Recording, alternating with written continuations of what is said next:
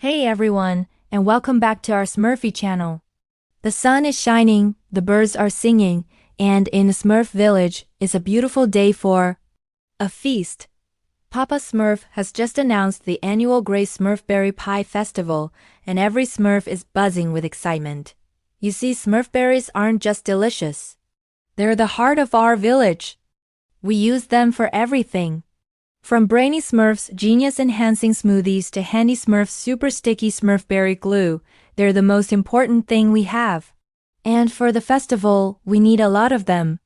Baker Smurf is already dreaming of his award-winning pie, and Greedy Smurf, well, Greedy is just dreaming of eating it. The Smurfs split into teams, each with a big wicker basket, and headed into the Smurfberry bushes. The forest was alive with happy chatter. "I found a whole patch over here," shouted Smurfette. "These are the juiciest ones yet," called out Hefty Smurf, easily lifting a basket overflowing with berries. It seemed like it would be the best harvest ever. Back in the village, the storeroom was starting to fill up. Piles and piles of beautiful sweet Smurfberries, all ready for Baker Smurf to work his magic. Everything was perfect. Or so they thought. Meanwhile, in a rickety dark hovel not far away, a certain someone was having a very bad day. Gargamel, the wicked wizard, was pacing back and forth, his stomach rumbling like thunder. "Oh, Azrael," he grumbled to his cat. "I'm famished. There's nothing to eat in this miserable shack but cobwebs and dust." Azrael just meowed pitifully. Gargamel looked out his grimy window, and his eyes suddenly widened. Through his telescope he could see them. Tiny blue figures carrying baskets filled with red treasure. "Smurfberries!" he shrieked with delight. "Those pesky Smurfs! If I can't catch them, I'll do the next best thing. I'll steal their food.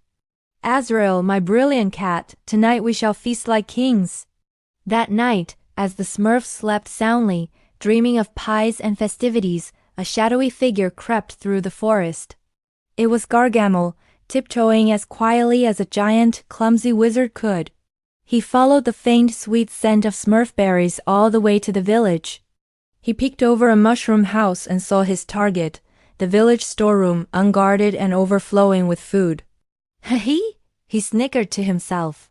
With a giant sack in hand, he snuck over to the storeroom window. It was a tight squeeze, but the thought of all that delicious food gave him strength. One by one, he started grabbing basket after basket, stuffing them into his sack. The next morning, the village woke up to a terrible shock. Baker Smurf went to the storeroom to get his ingredients, but when he opened the door, he let out a loud gasp. "My Smurfberries, they're gone." The storeroom was almost empty. Papa Smurf rushed over. Panic started to spread. "All our hard work," cried Farmer Smurf. "The festival is ruined," sobbed Smurfette. But Papa Smurf, always the voice of reason, calmed everyone down. Now, my little Smurfs. Fretting won't bring our berries back. There's only one person who would do something this despicable." All the Smurfs looked at each other and said it at the same time. Gargamel. Papa Smurf gathered the bravest Smurfs for a mission. "Hefty, brainy Smurfette," he said. "We must go to Gargamel's hovel and get our food back. But we must be clever and quiet. It's a dangerous mission." Brainy Smurf immediately started scribbling notes. "According to my calculations, Gargamel is most likely to be napping after his large stolen meal. This provides us with a strategic window of opportunity." Hefty just flexed his muscles. "Leave it to me, Papa Smurf. I'll smurf that big bully." And so, Operation Smurfberry Rescue was a go. The team of brave Smurfs carefully made their way through the dark and spooky woods towards Gargamel's castle. The journey was tense. Every snap of a twig made them jump. When they finally reached the hovel, they peeked through a crack in the wall, and there he was. Gargamel was fast asleep in his chair, snoring loudly with a half-eaten Smurfberry pie on his lap. Azrael the cat was curled up at his feet. The rest of their stolen berries were in a giant pile right in the middle of the room. The Smurfs knew they had to act fast. They devised a brilliant plan. Smurfette, with her charm and grace, would create a distraction. Hefty, with his strength, would handle the heavy lifting, and Brainy, well, Brainy was supervised from a safe distance, offering helpful advice. Smurfette found a small pebble and expertly tossed it at a stack of pans on the other side of the room. Clang! Crash! Azrael's eyes shot open. He hissed and darted over to investigate the noise. That was their chance. With the cat distracted, Hefty rushed in.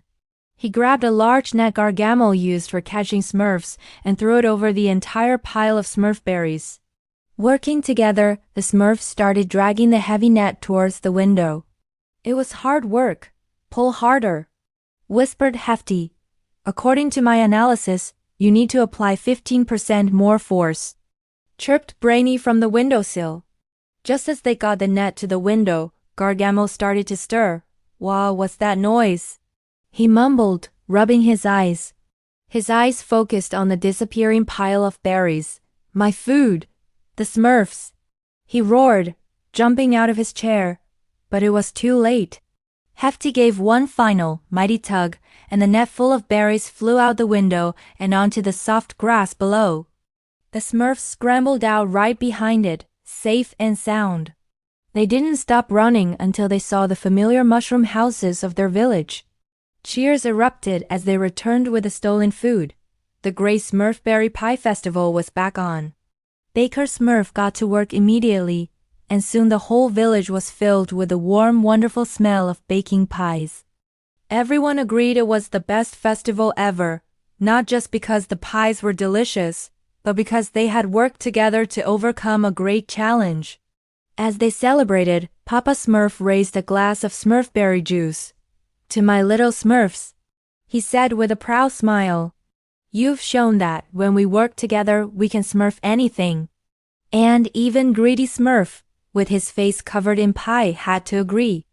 And that's the story of how the Smurfs saved their feast. It just goes to show you that a little bit of teamwork and a whole lot of courage can solve even the biggest problems. Thanks so much for watching with us today.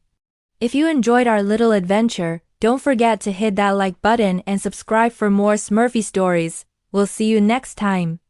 Bye for now.